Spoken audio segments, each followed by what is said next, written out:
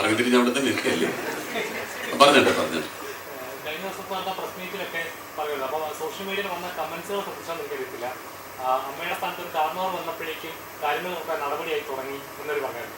അപ്പോൾ അങ്ങനത്തെ കമൻസുകളൊക്കെ ശ്രദ്ധിക്കാറുണ്ടായിരുന്നു. ഒരു കാര്യങ്ങളൊക്കെ ആളുകൾക്ക് എന്തെങ്കിലും ആക്ടർ ഗോൾ ആക്ടറിന് എന്തെങ്കിലും സംഭവിച്ചാലും റിയാക്ട് ചെയ്യാനായിട്ടും അത് ചോദിക്കാൻ ആളുണ്ട് എന്ന ലെവലിലുള്ള ഒരു കാർണവരുണ്ട് എന്ന ലെവലിലൊക്കെ കമൻറ്റുകളുണ്ടായിരുന്നു. തീർച്ചയായിട്ടും അത് ശ്രദ്ധിച്ചായിരുന്നു. അത്തരം കമൻറ്റുകൾ വരുമ്പോഴും ഞാൻ ഭയക്കുന്നത് ഇതേപോലെ എന്തെങ്കിലും ഒരു നമ്മുടെ ഭാഗത്ത് ഒരു വീഴ്ച വന്നാലും ഇതേപോലെ ഒരുപാട് ഓപ്പോസിറ്റ് ആയിട്ടുള്ള കമൻറ്റുകളും വരാൻ സാധ്യതയുണ്ട്. അപ്പോൾ എന്ത് കാര്യവും ചെയ്യുമ്പോൾ സൂക്ഷിച്ച് ചെയ്യണം. ഇപ്പം നമ്മളൊരു കാര്യം ചെയ്തു എന്ന് പറയുന്നത് ഒരു വലിയ കാര്യമായിട്ട് എനിക്ക് തോന്നുന്നില്ല. അത് ഞാൻ ചെയ്തതുപോലെ നിങ്ങൾ ചെയ്താലും അതിന് പോലീസിൻ്റെ ഭാഗത്തു നിന്ന് ഒരു ആക്ഷൻ ഉണ്ടാവും.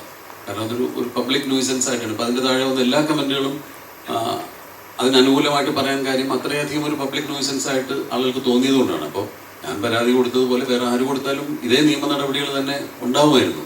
പക്ഷെ എനിക്കത് ചെയ്യേണ്ടി വന്നത് എന്താ വെച്ചാൽ ഞാനൊരു സംഘടനയുടെ നേതൃസ്ഥാനത്തിരിക്കുമ്പോൾ ആ സംഘടനയിൽപ്പെട്ട ഒരാളെ, പ്രത്യേകിച്ച് നമ്മൾ മലയാളികളെല്ലാം സ്നേഹിക്കുന്ന ശ്രീ മോഹൻലാലിനെ പോലുള്ള ഒരാളെ പറ്റി അങ്ങനെ പറഞ്ഞപ്പോൾ ഈ സംഘടനയുടെ നേതൃസ്ഥാനത്തിരുന്ന് അത് ചെയ്യേണ്ടി വന്നെന്ന് മാത്രമേ ഉള്ളൂ. അപ്പോഴും ഞാൻ പല പ്രാവശ്യം ആലോചിച്ചിട്ടാണ് അത്തരം പ്രവൃത്തിയിലേക്ക് ഇറങ്ങി ചെല്ലുന്നത്. കാരണം ഇപ്പം നല്ല കമൻറ്റ് വന്നതുപോലെ മോശം കമൻറ്റ് വരാനും ഒരു പ്രവൃത്തി മതി. എപ്പോഴും നമ്മൾ ചെയ്യുമ്പോൾ ആലോചിച്ചും സൂക്ഷിച്ചും തന്നെയാണ് ചെയ്യുന്നത്. ഇപ്പം ഞാൻ നിങ്ങളുടെ മുമ്പിൽ ഇവിടെ വന്നിരുന്ന് സംസാരിക്കാനിരിക്കുമ്പോൾ പോലും ഞാൻ ഉള്ളിൽ പ്രാർത്ഥിക്കുന്നത് എൻ്റെ വായിൽ നിന്നും ഒരു അവിവേകം വീണു പോകരുത്. കാരണം അത് വീണാൽ അത് റെക്കോർഡഡാണ്. അപ്പം അത് നമ്മൾ പറയുന്നൊരു കാര്യം മറ്റൊരു രീതിയിൽ ആളുകൾക്ക് എടുക്കാൻ അല്ലെങ്കിൽ വേറെ രീതിയിൽ ഇൻ്റർപ്രറ്റ് ചെയ്യാൻ പറ്റുന്ന രീതിയിൽ പോലുള്ളൊരു വാക്ക് പോലും എൻ്റെ വായിൽ നിന്ന് വീഴരുത് എന്നുള്ളൊരു പ്രാർത്ഥനയോട് കൂടിയിട്ടാണ് ഞാൻ നിങ്ങളുടെ മുമ്പിൽ സംസാരിക്കാനിരിക്കുന്നത്. അപ്പോൾ അത് ഒരു പ്രവൃത്തി ചെയ്യുമ്പോൾ 100 പ്രാവശ്യം ആലോചിച്ചിട്ടാണ് ചെയ്യുന്നത്. പക്ഷെ തീരുമാനിച്ചാൽ പിന്നെ ഞാനത് പ്രാവർത്തികമാക്കാൻ ശ്രമിക്കും. പിന്നീട് അതിൻ്റെ വരായികൾ അനുഭവിക്കാൻ ഞാൻ തയ്യാറായിട്ട് തന്നെയാണ് ചെയ്യുന്നത്. പക്ഷേ ചെയ്യുന്നതിന് മുമ്പ് ഒരുപാട് ആലോചിച്ചതിന് ശേഷമാണ് ഒരു പ്രവൃത്തി ചെയ്യുന്നത്. ഇനിയിപ്പോൾ അത് കുറച്ചുകൂടെ കൂടുതൽ ശ്രദ്ധിക്കേണ്ടിയിരിക്കുന്നു. കാരണം ഇപ്പോൾ ഒരു വ്യക്തി എന്നുള്ളത് മാത്രമല്ല, വലിയൊരു സിനിമാ താരങ്ങൾ ഉൾപ്പെടുന്ന, സിനിമയിലെ നടീനടന്മാർ ഉൾപ്പെടുന്ന ഒരു സംഘടനയുടെ നേതൃസ്ഥാനത്ത് ഇരിക്കുമ്പോൾ ഞാൻ എന്തെങ്കിലും ഒരു മോശം പ്രവൃത്തി ചെയ്താൽ എൻ്റെ സംഘടനയിലുള്ള ഓരോ അംഗങ്ങളെയും അത് ബാധിക്കും എന്നുള്ളതുകൊണ്ട് കുറച്ചുകൂടെ ശ്രദ്ധിക്കണമെന്നേ തോന്നിയിട്ടുള്ളൂ. അതുപോലെ തന്നെ ഇപ്പോൾ മലയാള സിനിമ നല്ല രീതിയിൽ വളർന്നുകൊണ്ടിരിക്കുന്നതാണ്. അതേ നല്ലതെന്ന് പറയുമ്പോൾ അതിന് ഒരു മോശം വശമുണ്ട്. ഇടയ്ക്ക് ഒരു റിവ്യൂസ് ആയിരുന്നു വിഷയമെങ്കിൽ ഇപ്പോൾ കഴിഞ്ഞ ദിവസം അനു സാർ ഒരു സ്റ്റേറ്റ്മെൻറ്റ് പറഞ്ഞിരുന്നു. അദ്ദേഹത്തിൻ്റെ പടം ബുക്ക് മൈ ഷോയിൽ ഫുൾ ടിക്കറ്റുകൾ ഉണ്ടായിട്ടും തിയേറ്ററിൽ ചെന്ന് 12 പേരെ ഉണ്ടായിരുന്നുണ്ട്.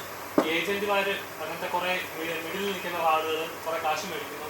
അപ്പോൾ ഇങ്ങനെ മലയാള സിനിമ നശിച്ചോ, ഒരു സൈഡിൽ നന്നായിട്ട് പോകുമ്പോൾ മറ്റൊരു സൈഡിൽ നശിപ്പിച്ചുകൊണ്ടിരിക്കുകയാണ്. ശരിക്കും അങ്ങനെ നമ്മൾ വിശ്വസിക്കുന്നുണ്ടോ?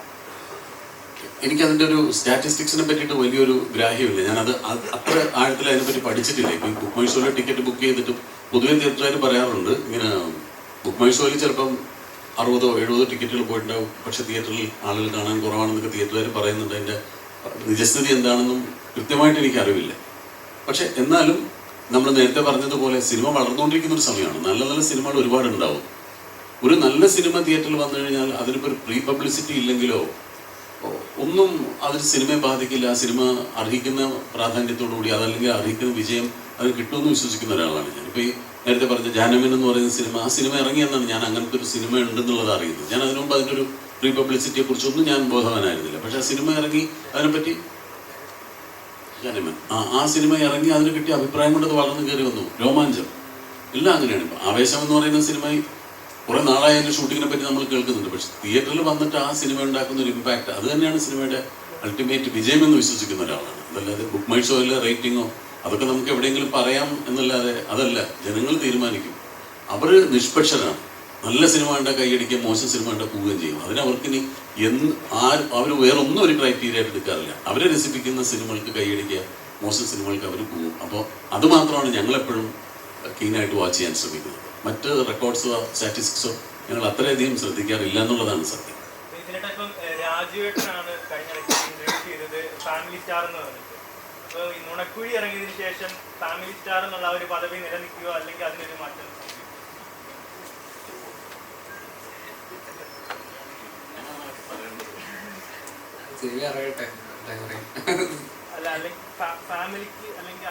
ഫാമിലി സിനിമയാണ്.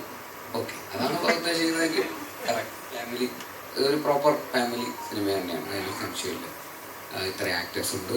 അതിൻ്റെ ഹ്യൂമറൊക്കെ ആരെയും ഉപദ്രവിക്കുന്ന തരത്തിലുള്ള ഹ്യൂമറൊന്നുമല്ല. തീർച്ചയായിട്ടും അതൊരു ഫാമിലി കോമഡി എൻ്റർടൈനർ എന്ന് പറയുന്ന കാറ്റഗറിയിൽ വന്ന് കണ്ട് ആസ്വദിച്ചിട്ട് പോകാൻ പറ്റുന്ന ഒരു സിനിമ തന്നെയാണ് എന്ന് തന്നെയാണ് ഞങ്ങൾ വിശ്വസിക്കുന്നത്.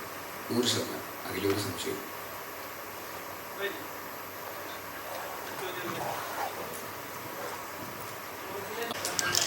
അല്ല, വളരെ എന്താ പറയുക, ഈ പുതിയ രീതികൾ അവലംബിക്കാനും പുതിയ പരീക്ഷണങ്ങൾ നടത്താനും ചങ്കൂറ്റമുള്ള ഒരു സംവിധായകനാണ്. കാരണം ഇപ്പം പുള്ളി ഒരു പ്രൊജക്റ്റിലേക്ക് പോകുന്നതും അത്യാവശ്യം വളരെ ചില്ലറ കളിയല്ല അത്. അപ്പം അങ്ങനത്തെ അടുത്ത ലെവലിലേക്കുള്ള ഹയർ എന്താ പറയുക ഒരു ഇതിലുള്ള സിനിമകൾ ഞാനൊക്കെയാണെങ്കിൽ ഒന്ന് പഠിക്കും. പക്ഷെ ബേസിലിനെ പോലെ ഇപ്പോൾ ഒരു അപ്കമിങ് 3 പടം ചെയ്തു അല്ലേ? അപ്പോൾ ആ 3 പടത്തിലും വ്യത്യസ്തമായ പടങ്ങൾ, അത് ഓരോന്നും സ്റ്റെപ്പ് ബൈ സ്റ്റെപ്പ് അത് വളർന്ന് വരികയാണ്. അപ്പം അത് പ്രത്യേകിച്ച് മിന്നൽ മുരളി പോലെയൊരു പടങ്ങളൊക്കെ അങ്ങനെ കൺസീവ് ചെയ്ത് ചെയ്യാന്ന് പറഞ്ഞാൽ അതൊരു വലിയ കാര്യമാണ്. ഭയങ്കര ഒരു വിഷണറി ആയിട്ടുള്ള ഒരു ടെക്നീഷ്യനാണ്.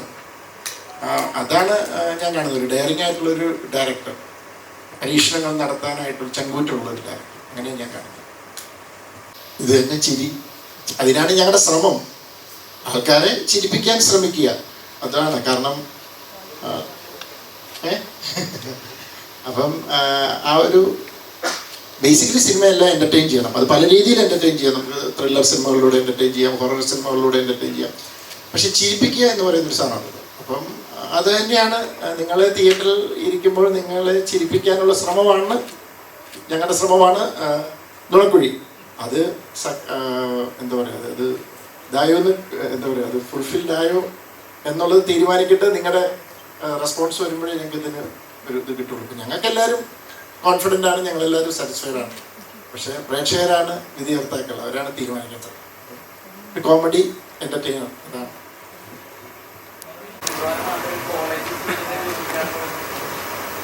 ബാക്കിയുള്ള എല്ലാവർക്കും നല്ല പ്രായമുണ്ട് മോനെ, ബേസിൽ മാത്രം പ്രായമില്ലാത്തത്.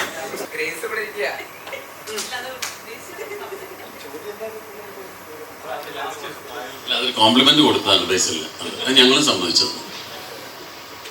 എന്തായാലും ഒരുപാട് സന്തോഷം ഇത്രയും സമയം നിങ്ങളോടൊപ്പം ചെലവഴിക്കാൻ സാധിച്ചത്. ഇനി ഞങ്ങളൊക്കെ വേറെ ഒരു ജോലികൾ ചെയ്തുകൊണ്ടിരിക്കുന്നതിൻ്റെ ഇടയിൽ നിന്ന് ഓടി വന്നതുകൊണ്ടാണ്. അപ്പോൾ ഈ സിനിമ ഒരു വൻ വിജയമാക്കി തീർക്കാൻ നിങ്ങളുടെ ഭാഗത്തുനിന്നുള്ള ശ്രമം വളരെ വലുതാണ്. അത് ഇത് പ്രേക്ഷകരിലേക്ക് എത്തിച്ചിട്ട് പ്രേക്ഷകർക്ക് ഈ സിനിമ കാണണം എന്നൊരു തോന്നലുണ്ടാക്കത്തക്ക രീതിയിലുള്ള ഒരു പ്രചാരണം നിങ്ങളുടെ ഭാഗത്തുണ്ടാവണം എന്നുള്ള അഭ്യർത്ഥനയോട് എല്ലാവർക്കും ഒരിക്കൽ കൂടി നന്ദി, നമസ്കാരം.